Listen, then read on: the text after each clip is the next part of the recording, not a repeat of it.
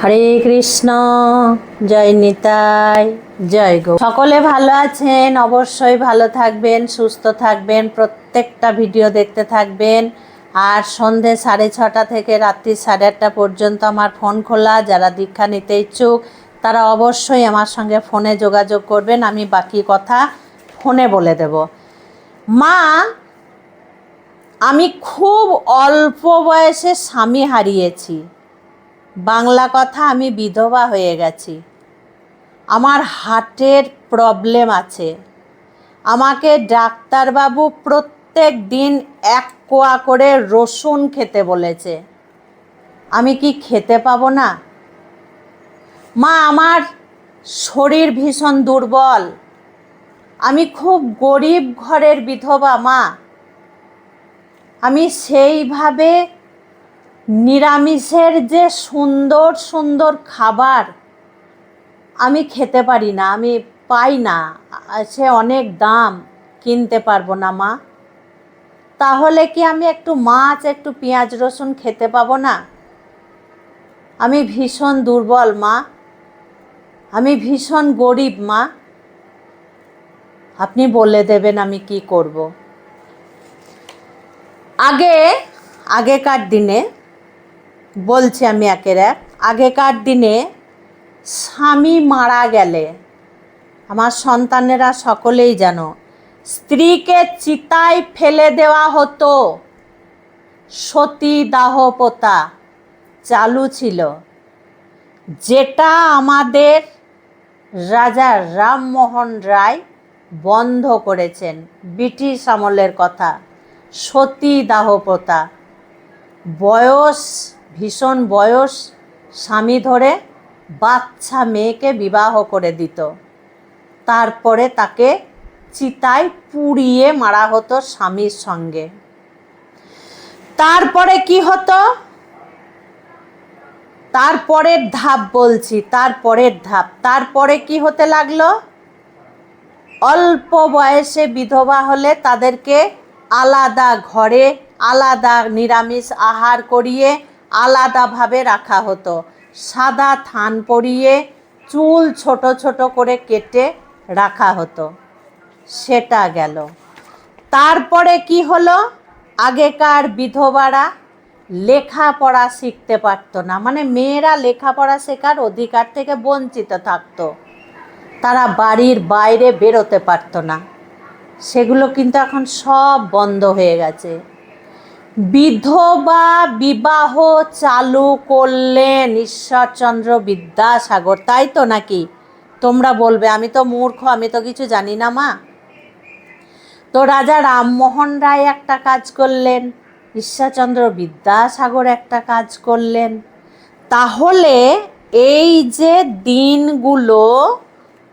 যে দিনগুলো আস্তে আস্তে আগিয়ে এলো, সেগুলো সব বন্ধ হয়ে গেল। দেশে কি ভগবান পাপে ভরে দিয়েছেন?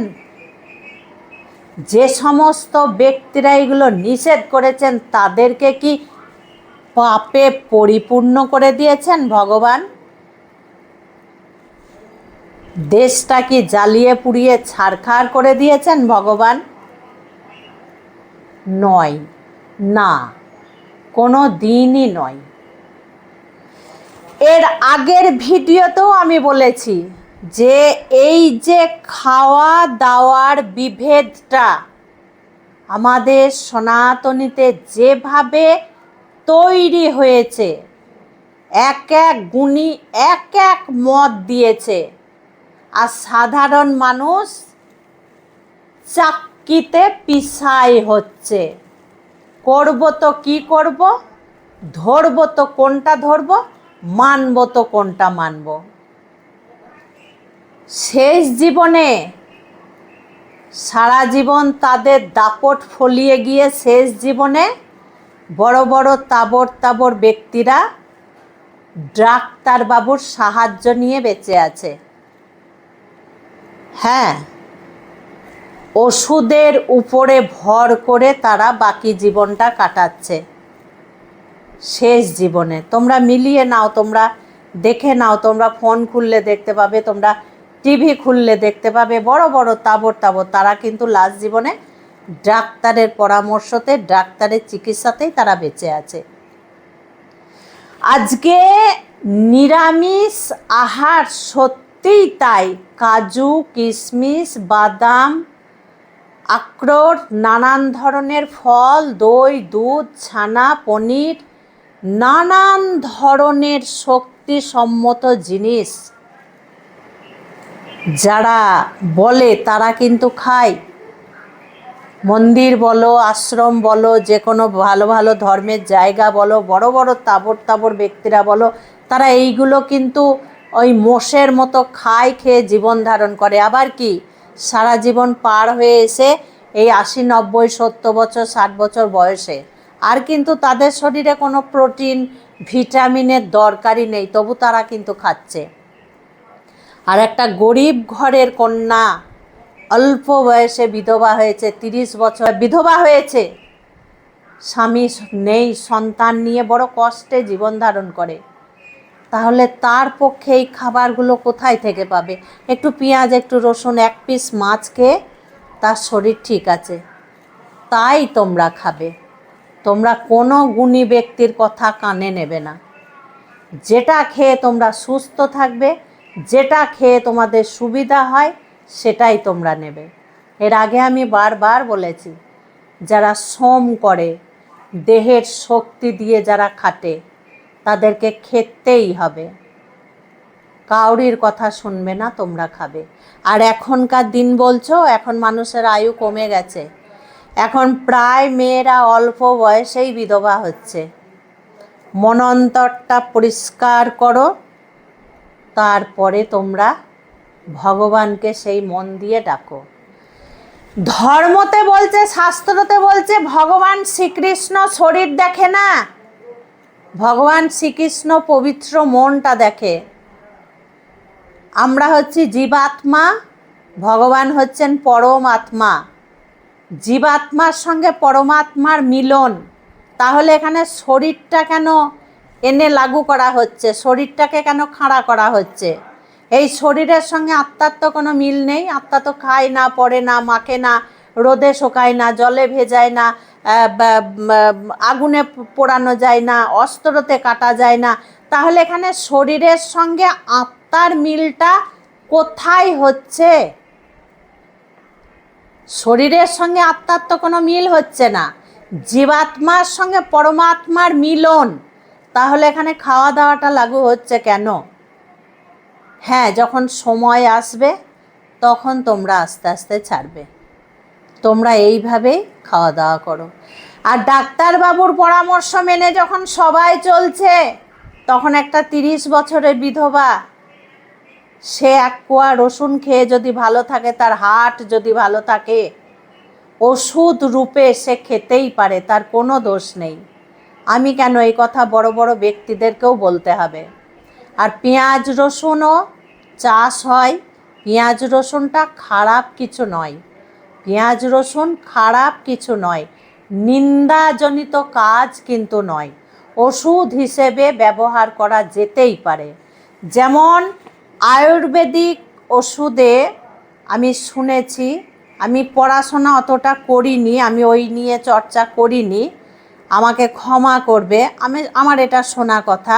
কিছু কিছু ওষুধে যেমন অ্যালকোহল মিলানো হয়, হোমিওপ্যাথি ওষুধে, কিছু কিছু আয়ুর্বেদিক ওষুধে পেঁয়াজ রসুন ব্যবহার করা হয়, এগুলো কিন্তু আমি শুনেছি।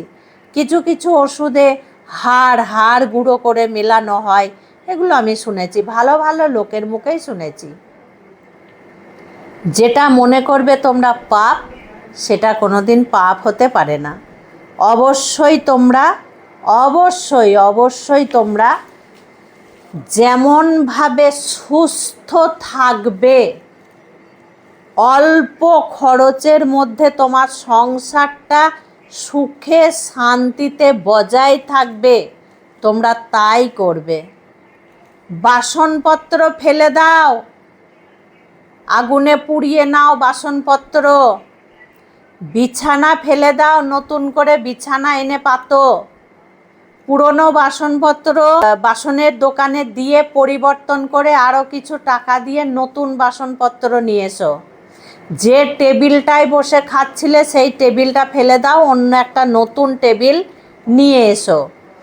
বাড়ি ঘর গোবর জল দিয়ে পরিষ্কার করে ধুয়ে গঙ্গার জল ছিটিয়ে নাও।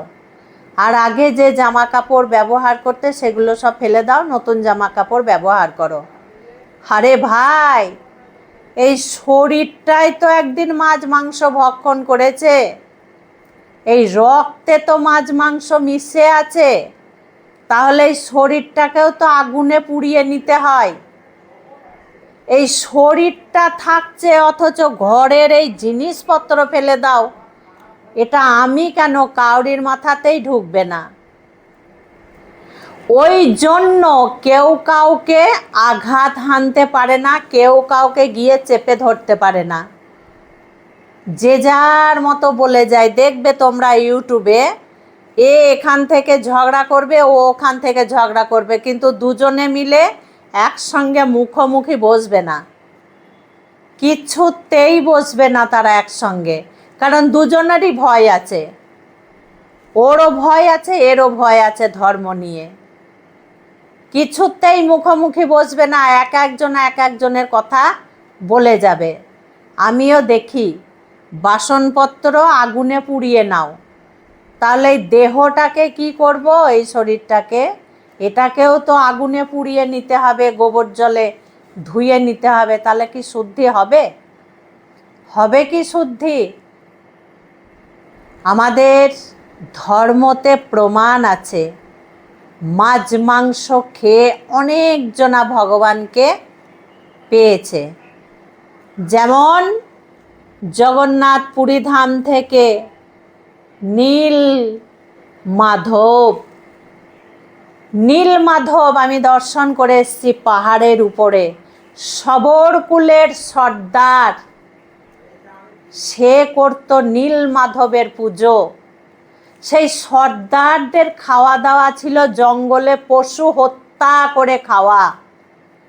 সেই শবরকুলের সর্দার নীল মাধবকে পেয়েছিল, নীল মাধবকে সেবা করত, নীল মাধবকে সে ভালোবাসত, প্রেম করত। সেই নীল মাধবকে চুরি করে পুরী ধামে ব্রাহ্মণ নিয়ে চলে এসেছিল, কিন্তু সেখানে নীলমাধব থাকেনি। সেই শবরকুলের সর্দারের কাছে নীলমাধব আবার চলে গেছিলেন। তারপরে নীলমাধব রাজা ইন্দ্রদম্বকে স্বপ্ন আদেশ করেন যে আমি তোমার কাছে ওই মন্দিরে যাব, কাষ্ঠ ভেসে যাবে সমুদ্র দিয়ে, সেই কাষ্ঠতে আমার মূর্তি তৈরি হবে। যে মূর্তি এখন জগন্নাথ, বলভদ্র এবং সুভদ্রা রানীকে দেখা যায়, এই মূর্তি তৈরি হয়েছে। জয় জগন্নাথ। তার আগে সত্যযুগের নারায়ণ হচ্ছেন নীল মাধব, ওনাকে সেবা করতেন, পুজো করতেন শবরকুলের সর্দার। তার গলাতেও পৈতে ছিল না, সে নিরামিষও আহার করত না। আমি একজনের মুখে শুনেছি যে পরে সে ছেড়ে দিয়েছিল। জানি না এটা কতটা সত্য, কিন্তু পড়ে আমি কোথাও পাইনি। তাহলে আজকে আমরা ভগবানকে ডাকার সময় কখন পাবো? এই যেভাবে আমরা ভেদাভেদগুলো করতে লেগেছি, যেভাবে একজনকে আমরা নিয়ে পড়েছি, ওই যে বাসনপত্র ফেলে দাও, পুড়িয়ে নাও, বাসনপত্র আগুনে পুড়িয়ে নাও। হরিবোল হরিবোল, কি আর বলি। খুব ভালো থাকবে, সুস্থ থাকবে, প্রত্যেকটা ভিডিও এইভাবে দেখতে থাকবে। আজকে আসছি। হরে কৃষ্ণ, জয় নিতাই, জয় গৌর।